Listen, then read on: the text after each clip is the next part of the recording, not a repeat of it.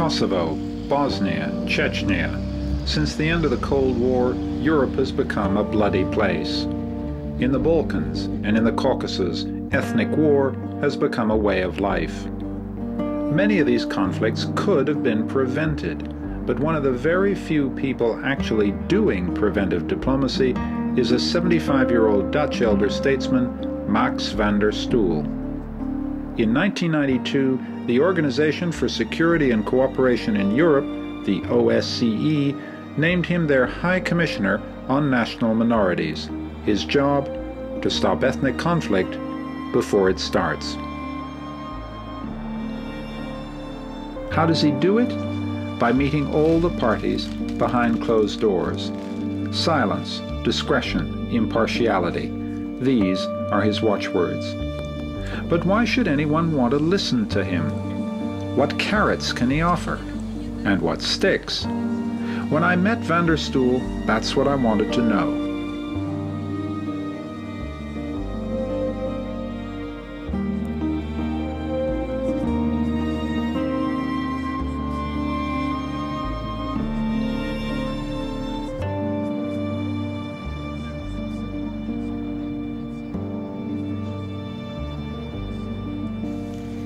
In my line of work, no news is good news. Preventive diplomacy is seldom discussed in the popular press. If a crisis is averted, especially at an early stage, nothing newsworthy has occurred. And yet, for the people involved, this is the best possible outcome. The logic of preventive diplomacy is simple. Timely and effective action can help to avert a costly crisis. However, this logic is often not applied. Action is usually only in reaction to what is on the screen in front of us, and by then it is often too late. We are now pouring millions of euros into Southeast Europe. Would not a fraction of these resources and efforts invested at an earlier stage have helped to prevent the malaise that we now find ourselves in? As the old saying goes, an ounce of prevention is worth a pound of cure. As I listen to you, I see you as a member of a certain kind of generation of people trained in the Cold War era, who believe in quiet diplomacy, who believe in being very gentle with states. But that style of diplomacy may be very, very out of sync with the 1990s. We now have megaphone diplomacy. We now have television diplomacy. We now have public diplomacy. We now have human rights activists coming up and naming and shaming governments. I mean, do you sometimes feel at your age that you've kind of arrived from Mars in a noisy diplomatic world that you no longer understand? I mean, do you feel out of sync with the way diplomacy is now done? No, because it sounds perhaps a bit arrogant, but I think what I'm trying to do is not just quiet diplomacy, but quiet diplomacy plus. I mean that I'm not just quiet, but also I'm trying, if I really meet complete resistance to my ideas or to my recommendations, to mobilize other states in an effort to convince the state which shows its to be obstinate to change its ways. So you come into situations where people have got their backs turned to each other. Sometimes it's the state got its back turned, sometimes it's the minority, sometimes it's both of them. I mean, what carrots and sticks do you have to get them to turn around? Something very mysterious happens. You go into a room, you shut the door, and you come out, and sometimes people are talking to each other. I don't understand what incentives you have and penalties you have to get them to do that. What I try to explain is that it is in the interest of minority and majority alike to work out the modus vivendi, and that they will both profit when they do this.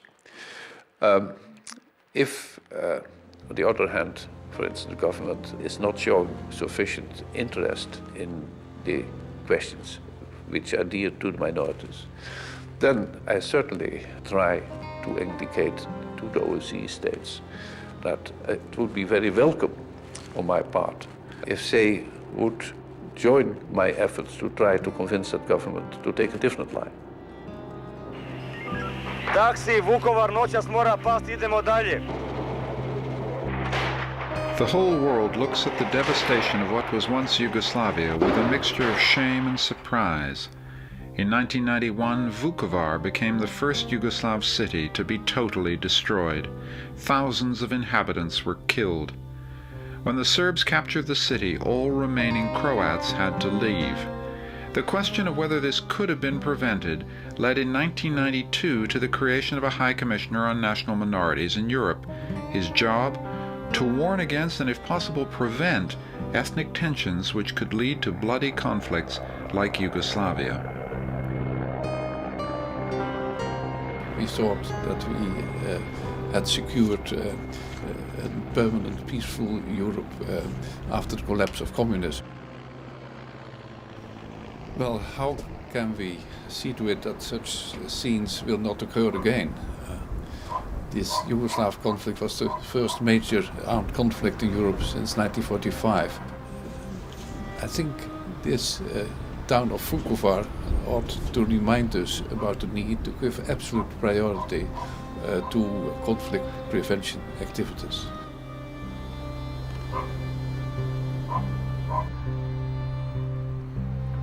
It's January 1997 and the High Commissioner still has 6 months left to mediate before eastern Slavonia and its capital Vukovar are back under Croatian rule.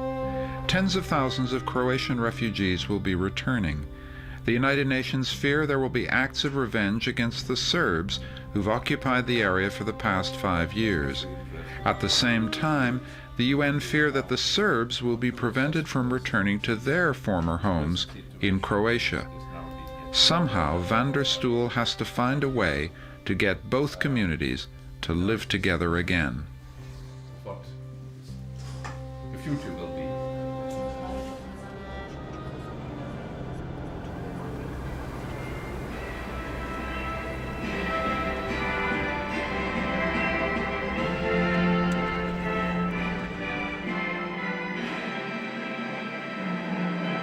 Potpredsjednik vlade i ministar vanjskih poslova dr. Mate Granić razgovarao je s visokim povjerenikom OESS-a za nacionalne manjine Maxom van der Stoelom. Pismo o namjerama hrvatske vlade, predstojeći izbori u Hrvatskom Podunavlju i stanje nakon odlaska UNTES-a teme su o kojima su razgovarali potpredsjednik vlade dr. Ivica Kostović i visoki povjerenik OESS-a za nacionalne manjine Max van der Stoel.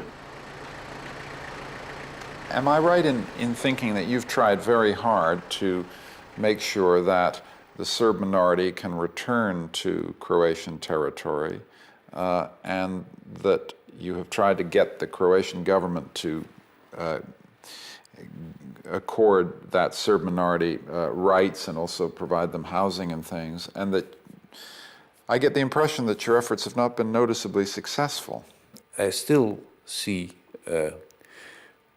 insufficient willingness really to assure return on big scale. And I also have to notice that more and more Serbs are still leaving Eastern Slavonia, even Serbs who lived there before the war started in 91. And this is quiet ethnic cleansing, is it not? I don't contradict you. That is indeed very serious. I have recently, I have again, and that was, I think, the last in a succession of meetings and of letters I sent. I have sent a letter to Foreign Minister Granic to express my deep concern about this. I must say that I found the answer disappointing. And I still, there's not a day passes, more Serbs are leaving the area.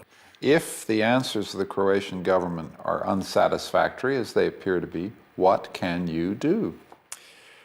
Well, I can, and I have of course done this, I can draw the attention of the Permanent Council to it, but still it sticks to this policy. But doesn't it follow from what you're saying that the sanction you've got is basically, if you don't clean up your act in this area, there's absolutely no prospect of you gaining admission to the European Union? Isn't that the essential sanction that you and the OSCE have in this regard? Well, I think it must be clear to them that this will be the consequence. Is it clear to them? Well, I think they must have been rather deaf if they haven't understood this message. Of course, I cannot state on behalf of the European Union that this is the case. But certainly, I think the criticism of the European Union on the Croatian policies on the one hand, and the existence of certain standards, political standards, which have to be respected before a country can be admitted, must make it clear to the government that the chances of coming closer to Europe remain extremely slim. Van der Stoel gets results by being persistent and by being there. He's on the road more than 150 days a year, and he's been keeping up this pace for 7 years, wherever minorities are in danger. The Hungarian minority in Slovakia, the Albanian minority in Macedonia and Kosovo, and the Russian minority in the 3 Baltic states. Here in Latvia, Van der Stoel has visited more than 20 times, keeping the Russian minority talking to the Latvian government and persuading the government to alter its language and nationality laws to protect the Russian minority. Why do the Baltic states listen? Because they know that conforming to European human rights standards may make the difference between getting into the European Union or remaining on the outside.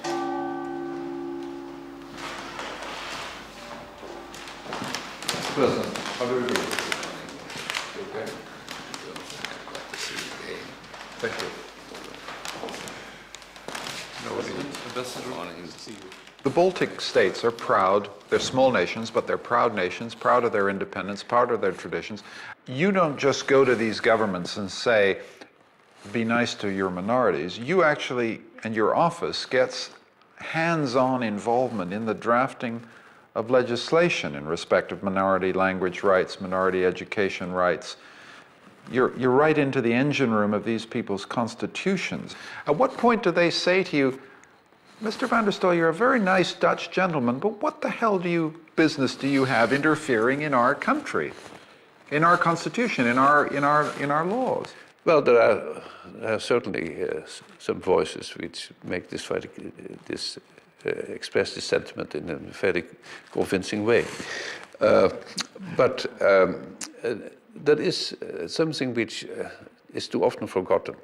And there is, in the OSCE, we have all agreed to one basic concept. We did so at the Human Dimension Conference in Moscow in '91.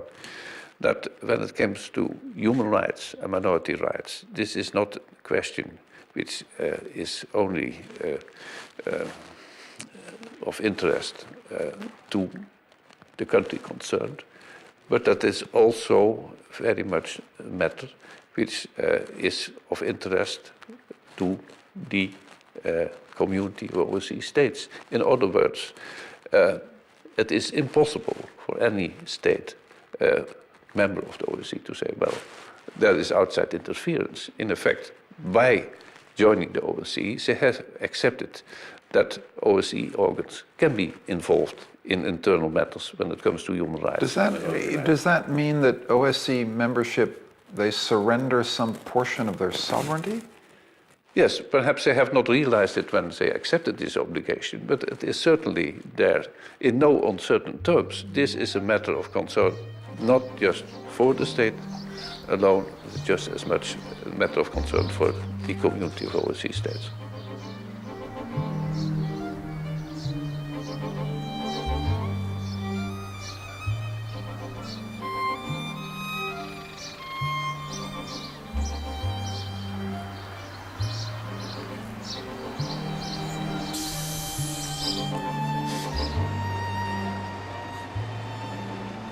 Kosovo is the example that a pound of, an ounce of prevention is worth a pound of cure.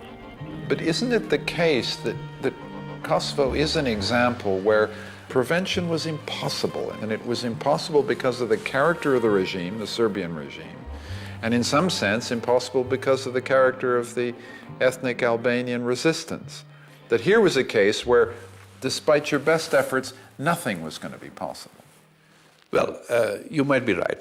This is one of the most difficult issues, and perhaps it would not have been possible to find a solution on the lines I have indicated. But I do think that we, the international community, didn't try hard enough. And that also for a long time we followed the policy of illusions. Rugova, who would see to it that a shot would never be fired, while developments pointed in the other direction. But isn't there another problem, which is that you talk as if the international community spoke with one voice, but the international community didn't speak with one voice. The international community didn't necessarily support you as the lead interlocutor in preventive diplomacy, for example. Yes, it is true. There were various different voices, different opinions. But I also think that there was another factor. Simply, there was a reluctance to get too far involved. What will that mean in consequences? What will be the consequences? What will be the financial sacrifices we have to? All these things made governments to decide to close their eyes and just to put the problem not on the front burner, but on the back burner, until it was too late. Again, you might be right. The problem might not have been possible, conflict prevention, but certainly more efforts ought to have been made earlier. But isn't that, in a sense, the counsel of perfection? Problems are on a politician's back burner until they turn urgent. In international affairs, that means they're on the back burner until they turn violent. Isn't it simply always going to be the case that the international community will not turn to basic problems, human rights violations, until they turn to violence? Isn't that the essential frustration of the kind of work you're trying to do? Well, I think, unfortunately, yes, this has been the practice so far. But considering the consequences of armed conflict, is not time that we ought to start a serious debate on changing our ways here. I really do think that there is a lot of talk about conflict prevention, but so far there has been far too little effort really to make conflict prevention work.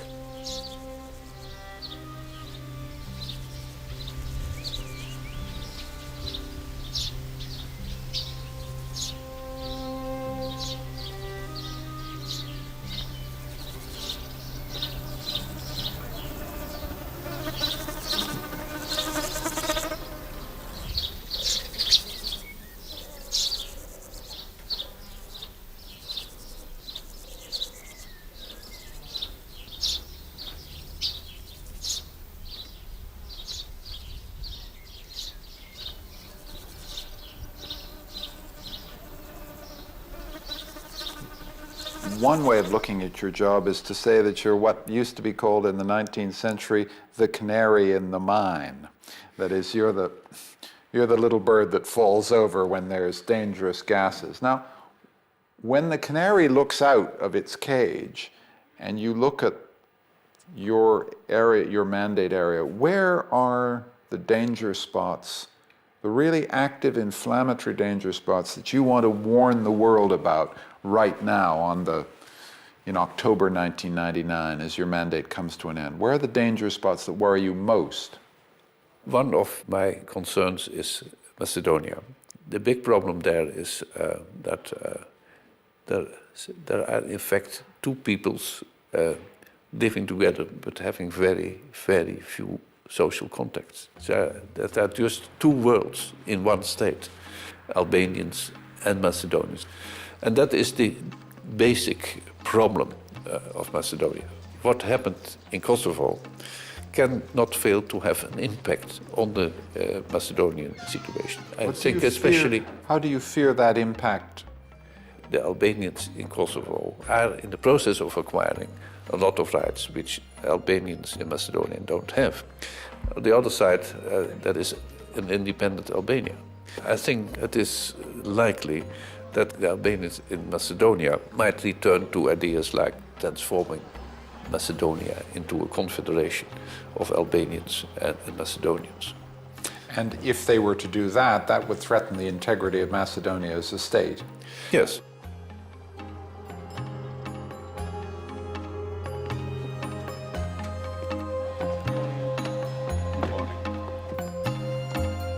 How are you? Good to see you again. Good to see you. Thank you so much. Nice to see you. I'm very glad to have this opportunity for an exchange of views on the problems of the Roma here.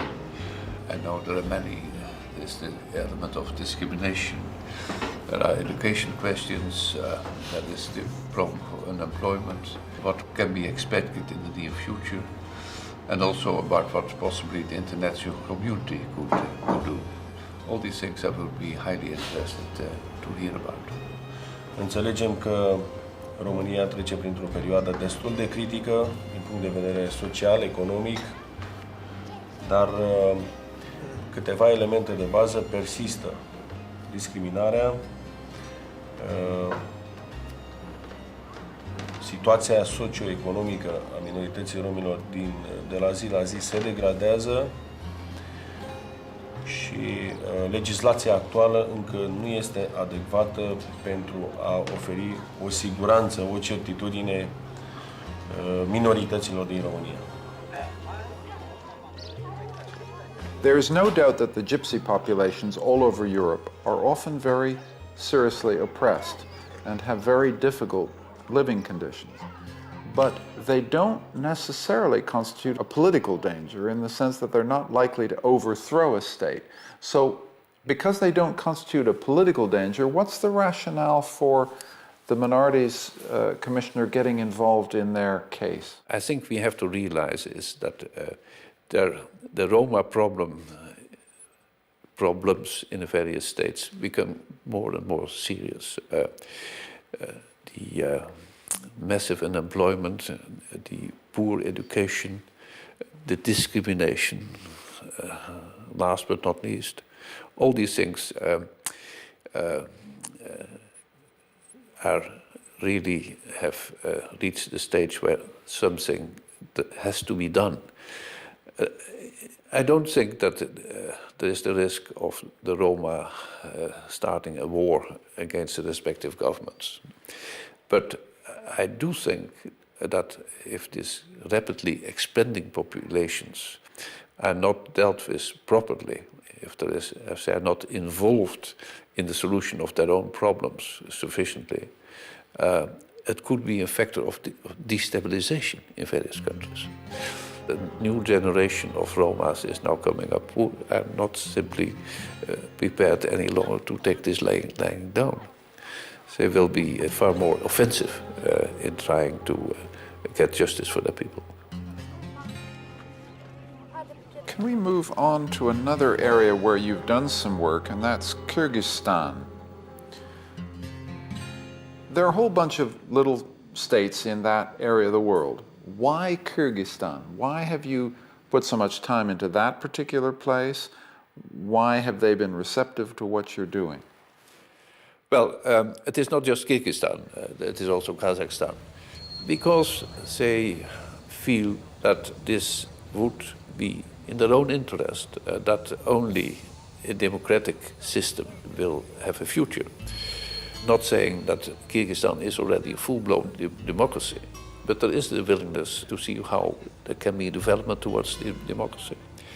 There is also quite a willingness to consider minority rights. And this, together with a good relationship I have developed with the president, made it possible for us to do some useful work.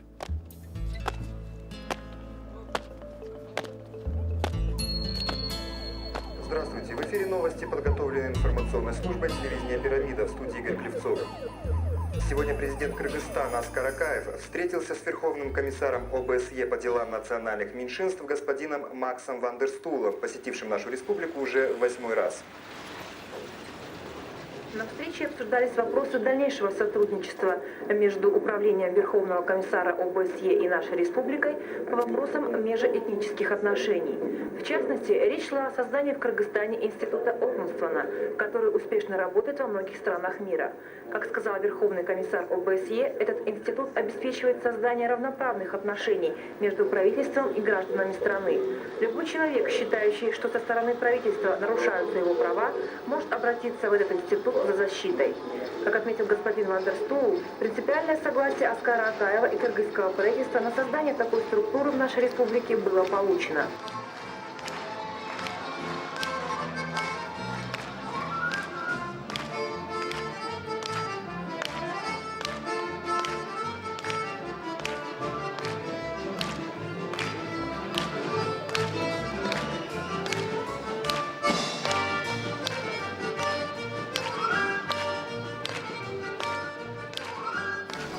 Mr. Chairman, I should like to report on my various activities since I last addressed the Council. I should like to start off by referring to my visit to Kyrgyzstan and Kazakhstan. In Kyrgyzstan, I addressed the Assembly of the Peoples of Kyrgyzstan on the occasion of the 5th anniversary of this organization, which deals with interesting issues. On that same occasion, President Akayev announced that he had decided, in conformity with my recommendations, to establish the institution of an independent ombudsman for human and ethnic rights. Mr. Chairman, I now come to Estonia. In recent weeks, I exchanged letters with Foreign Minister Ilves regarding the state language law. This correspondence will be distributed soon to delegations. One way I might understand what you're doing would be as follows, that the OSCE and your office is the kind of gatekeeper to Europe.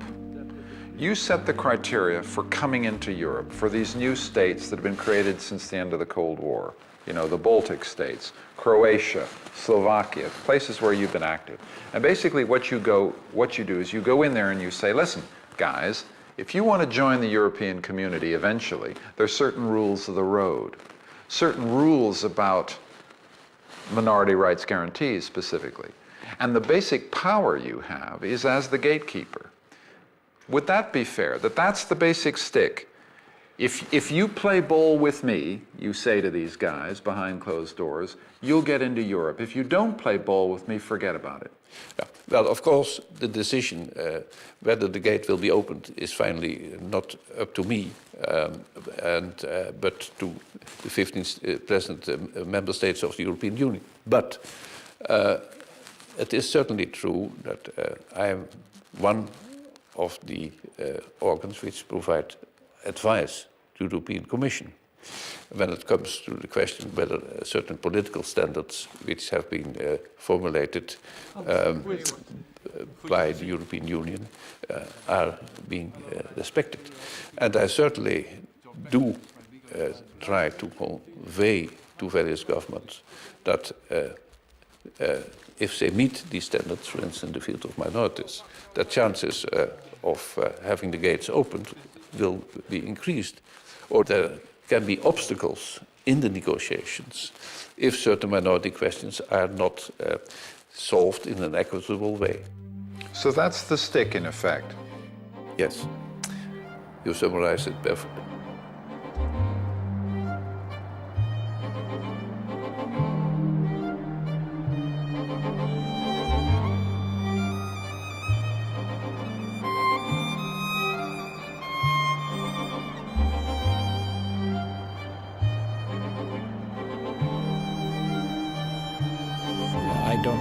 likes this or not, but I see a lot of Finnish features. He is not a terribly extrovert individual. The average Finn is very much like him. We are a little bit careful when we talk to foreigners, reserved. We are, I think, interested in as I have found him to be, in how to actually tackle the problem he's involved in, and very straightforward also.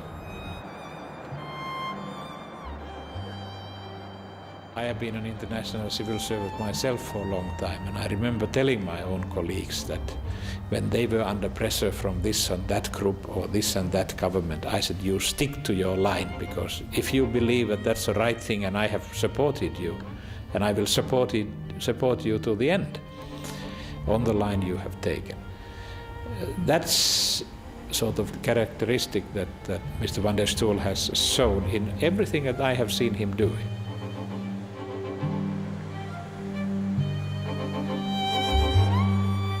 Je pense qu'il est un homme de grande conviction, un homme qui croit dans la justice et qui croit aussi dans l'homme. Il est un humaniste aussi, une personnalité qui a des convictions, des idéaux et qu'il pense qu'il est possible de transformer l'humanité pour le meilleur. Je l'ai vu aussi de bicyclette à La Haye. Il se promenait, non, il allait pour son ministère de bicyclette toujours. Et nous avons fait une grande amitié. J'ai une grande admiration pour la personnalité de Max van der Stoel. Il est un homme simple, un homme direct, un homme très intelligent, très consciencieux, avec un grand sens de la justice et de l'équité.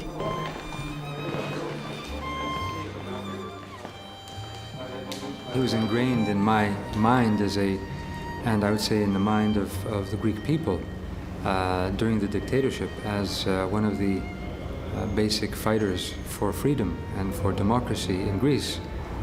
And he fought very strongly in the Council of Europe then to get the condemnation of Greece because of its violations of human rights and torture.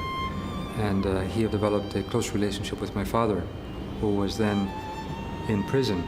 And this was very important for Greece, a crucial moment for the turning point in Greek history and the dictatorship's life, because this then brought on further movements. So he is known and remembered in Greece as a fighter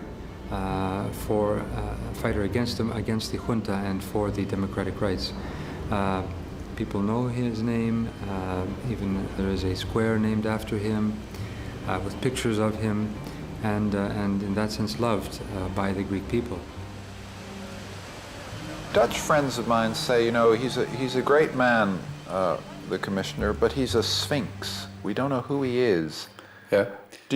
Does that image of you being a sphinx bother you? Do you think it's true to who you are? Well, I think there is perhaps I'm not hinting at schizophrenia, but there are, I think, two Van der Stoels. There is the one in public life who is reserved, always serious, very cautious in what he is saying. And there is the private Van der Stoel who, in small company, behaves in a different way. So that Why the split? Well, you have to be, as a public personality, you have to be careful. And certainly when you are skating on thin ice.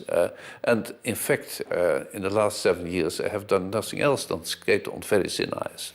And there is, on all sides, people who would not mind if you just fell through the ice. So that explains why I perhaps give this impression of a sphinx, of a very reserved, even cool personality.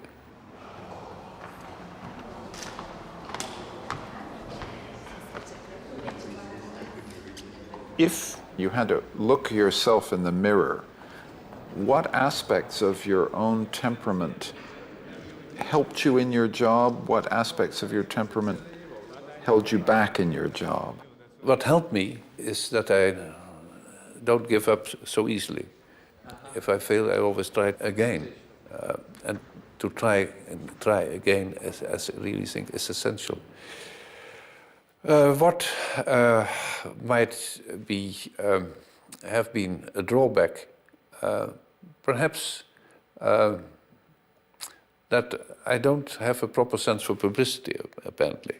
In the sense, not so much to sell my own personality, but to ensure more attention for the work of my office. That might have helped to overcome specific problems of growth of the office. So that is a self-criticism I'm making, apart from other things. Perhaps sometimes I ask a bit too much from my collaborators. If he decides that there is a situation in which he has to be involved, the first and most important thing is that he has to know everything about this situation. Everything about the players, everything about the background, the history, the current developments, the positions of the key players of the neighboring countries. And knowing him as a perfectionist, you can imagine what amount of work you have to do.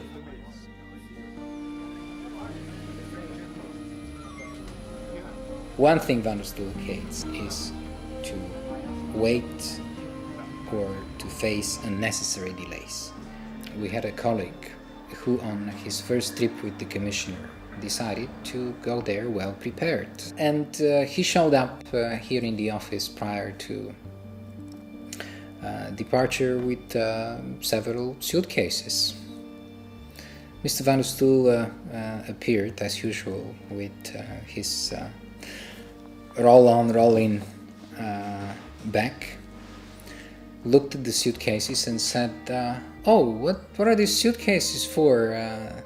You're moving from your house to another house, or you're changing houses, etc.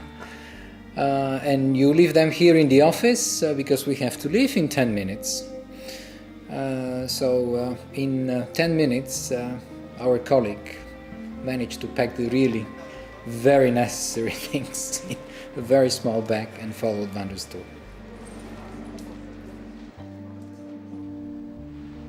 When I look at your job, I think it's an interesting job, but there are an awful lot of nights in cockroach-filled hotels. I mean, it's very, very hard. What drives you? What keeps you at it? Beyond a Protestant sense of duty. You said that one of the things that motivated you deeply was the Dutch experience under Nazi occupation. I'm not sure I understand exactly what that means. It was a terrible time for your people, but what did you personally experience that kind of put the iron in your soul, as we say in English, on the human rights issue? Well, I think to see a whole people which was free, just being reduced to being slaves. Just the people in control, the Nazis in control, could do with the whole people the way and the things they wanted to do. Deport them, kill them, take them hostage. That experience. But I have to add that post-war experience also have contributed to my strong attachment to human rights. That is, I saw the destruction of democracy in Czechoslovakia in 1948. There was a clear democratic tradition in Czechoslovakia, and that was all destroyed within a year. That experience that even so, the democracy had a firm basis. It could so easily be undermined from inside. But doesn't that give you a feeling that human rights are never secure, that institutions are never as stable as they seem? Yes, indeed. I think the price of liberty is constant vigilance, but the same applies to human rights. If one wants to maintain human rights, to secure human rights, we have always to be on our guard.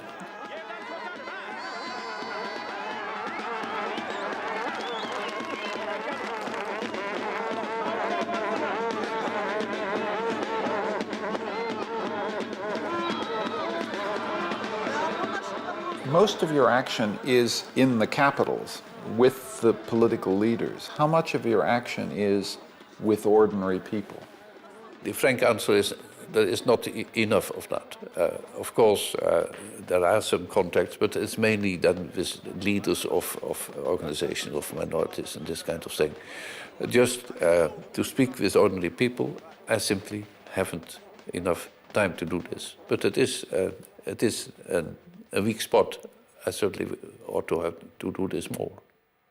Is it possible that you're just personally more comfortable with political leaders, responsible officials like yourself, than you are with ordinary people? Of course, there is a sort of diplomatic language with which the ordinary people are not familiar, but that makes them so interesting. So no, it is not that. It is simply there is constantly I have to choose priorities. Who do I have to see anyway? And indeed, then just a talk with the ordinary man in the street is then often the victim. What she asked was the solution? Yes, I certainly. I cannot, unfortunately, I cannot offer you a Gospodin vam solution. ne može ponuditi konkretno rješenje. I'm going to discuss what kind of solutions can be found. Ali će razgovarati o tome kako se rješenje može naći. On će razgovarati. I to, hoće to biti brzo, to rješenje. Citizens of Croatia have to be treated equally, whether they are Serbs or whether they are Croats. Svi stanovnici u Hrvatskoj moraju biti tretirani jednako, bez obzira jesu Hrvati po nacionalnosti ili Srbi. To štima, pa mi se ne borimo za to. That's okay. Pa mi da to i trebalo da to bude tako opet. That should be. Da opet živimo kao što smo živjeli. Live as they lived in the past. Well, okay. Rakio možete. Čuješ? Moramo čuti. Sorry that we Hoće jabuka da idemo na. Hello. Welcome to Prague. Welcome to see you. Nice to meet Martin, you. glad to see you.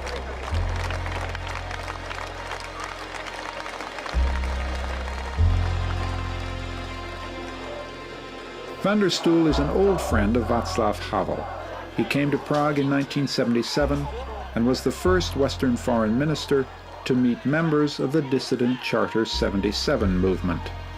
20 years later, they're in power, but they remember, and so does Van der Stoel. Tak já bych rád pana Van der Stoela přivítal na Pražském hradě jakožto našeho dávného přítele. Nejen já, ale mnoho lidí nezapomíná na vaše angažmá v dobách nesvobody. Konkrétně by mě zajímala jedna věc. Ta hantýrka jejich zahraničně politická, ukazuje na Martina, ta jejich hantýrka užívá pojmu tichá diplomacie v souvislosti s OBSE i s vaší prací. Mě by zajímalo, co to přesně je a jak to probíhá. Thank you, Mr. President, for your kind words of welcome.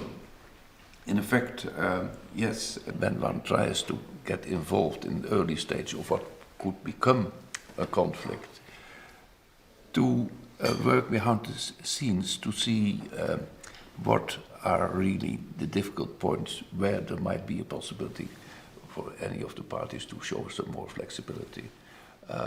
One of the things that's unusual about you is that most Western politicians, foreign ministers, during the 70s simply took the Cold War panorama for granted. I mean, assumed it would go on forever. And you didn't in one respect, which is that you opened up relations very early with Charter 77 and the Czech dissidents. Why did you do that, and why did you see that that was the way to the future? Well, just before visiting Czechoslovakia in the midst of the Cold War, that was then a custom for Western European foreign minister to do.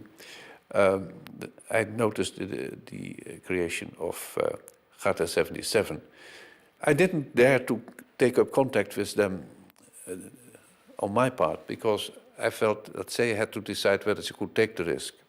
But when a representative of Gata 77 came to my hotel and wanted to talk, I decided to do so. That infuriated the Czech government, but fortunately it opened the way for further meetings like these. And who was that representative? That was Professor Patočka. I must say... Great figure, great man. A great man. But what happened a few days later was very tragic, and I felt very, very bad about this. He was interrogated for about 8 or 9 hours. He had a weak heart, and a few hours later he was dead. Did you feel a sense of responsibility that you'd taken an important step and put a good man in danger as a result? Yes, that is my feeling. I must say that when I spoke with the Gata people later on this, he said Patočka wouldn't have wanted anything else. He really wanted to convey the message. It's clear that the memory of him moves you.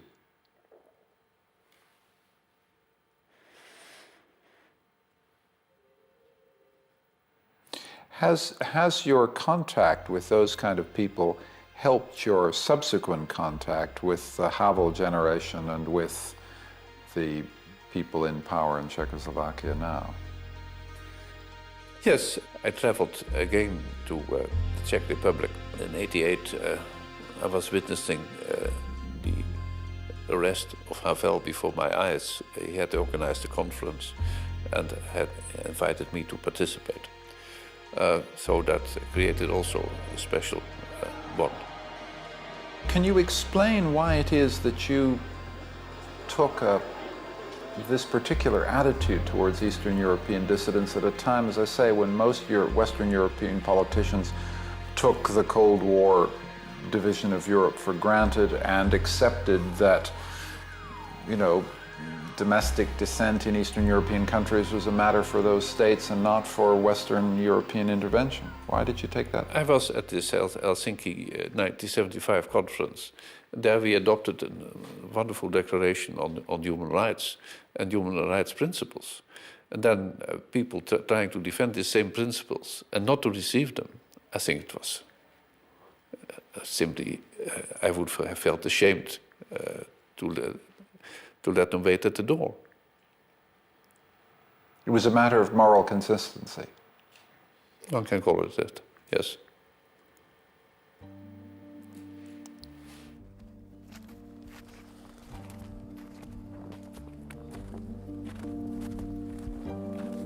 In December, the silent diplomat leaves his post after 7 years. He hasn't won them all, because when people want to fight, he can't stop them. But when they do want to pull back from the brink, he's been there.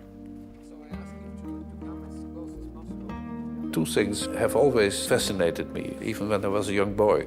That is human rights and how to maintain peace. These two interests somehow meet each other in this job. This made it such a fascinating job for me. I really feel that these 7 years might have been exhausting years, but it certainly were extremely fascinating years.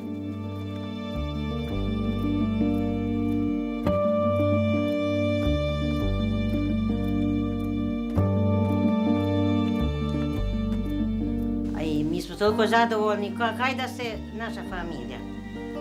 Zadovoljni smo sa svemu što je došao i